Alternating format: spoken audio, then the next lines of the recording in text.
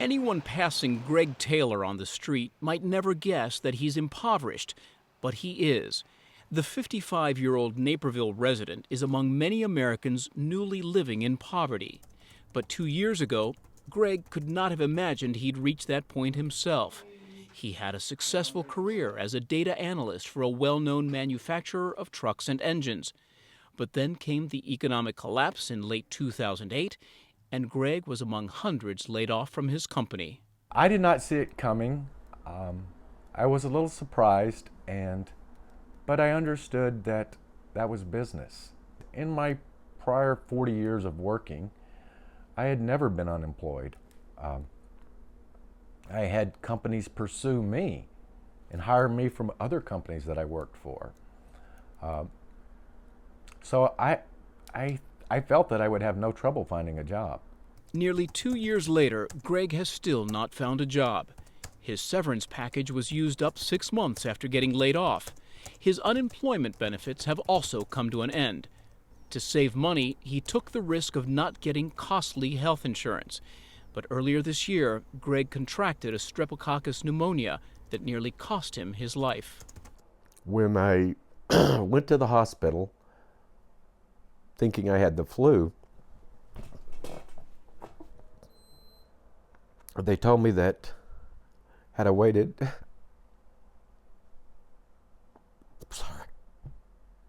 sorry. Greg says his still unpaid hospital bill is around $100,000. Without any income or savings, Greg has begun tapping into his pension. But the $841 he's able to withdraw each month is not even enough to cover his rent. For the first time in his life, Greg found out how to apply for, among other things, food stamps. I used to have the attitude that people that were there because they were lazy and didn't want to work. But for me, that's not the case. Greg Taylor's story is far from unique. The U.S. Census Bureau recently released its latest data on poverty in America, and the results are staggering. The number of Americans now living in poverty rose last year by nearly 4 million to 43.6 million people. That's the largest figure in the 51 years poverty has been tracked. In Illinois, the ranks of the impoverished increased by 150,000 residents, meaning 13% of Illinoisans are now poor. But the sharpest increase was among children, with a 2% uptick to nearly 19%. That translates into almost 1 in 5 Illinois children living in poverty. Right now, for a family of 4, they would be considered poor if their income is around $22,050 a year or less. We also track extreme poverty. Those are families living below half of that. So a family of 4 with an income of around $11,025 a year or less. We have thousands of them in Illinois, tens of thousands.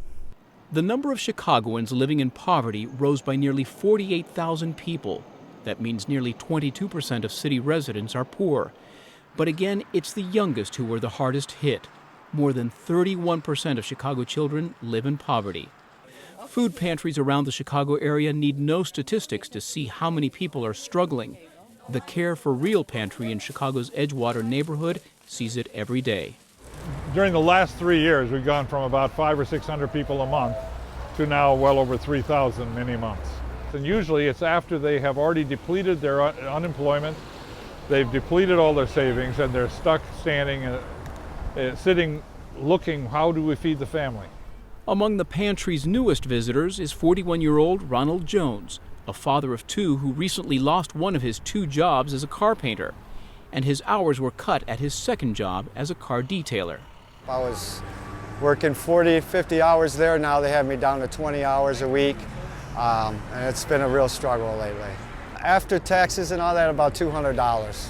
A week? A week, yeah. So it leaves me with $800 a month. I use that money for rent.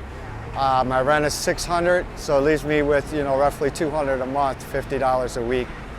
It's not enough. With donations from the Greater Chicago Food Depository and dozens of organizations, food stores, and even restaurants, the pantry helps people like Ronald Jones keep food on the table. The first time I came here, I just didn't want to be here. Knowing that I had to go to outer limits to take care of my kids, When I've been a responsible adult all my life, it was really hard for me to come up here and do this. It really was. And to go to get the food stamps too as well. But, you know, you have to do what you have to do in order to take care of your family, so that's what I did. But yes, certainly it was very hard for me to come up here. While the latest poverty statistics appear to be bleak, some economists say they're misleading.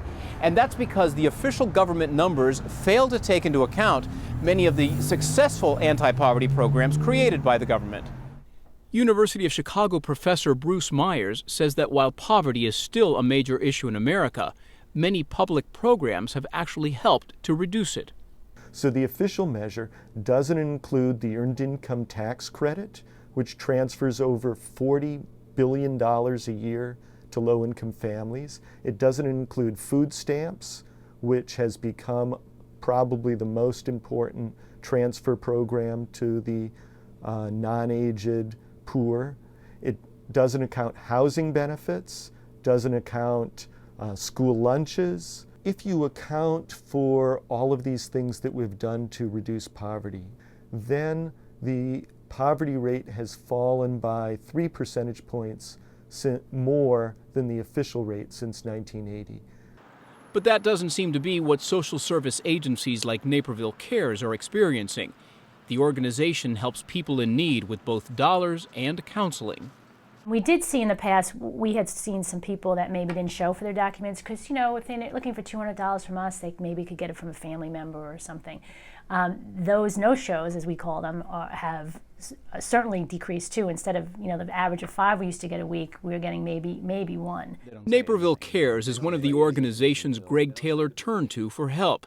They were able to pay a few of his bills, and Greg accepted, insisting that it wasn't a handout.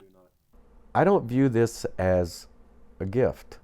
To me, this is a loan. I said, because once I'm working, I will contribute.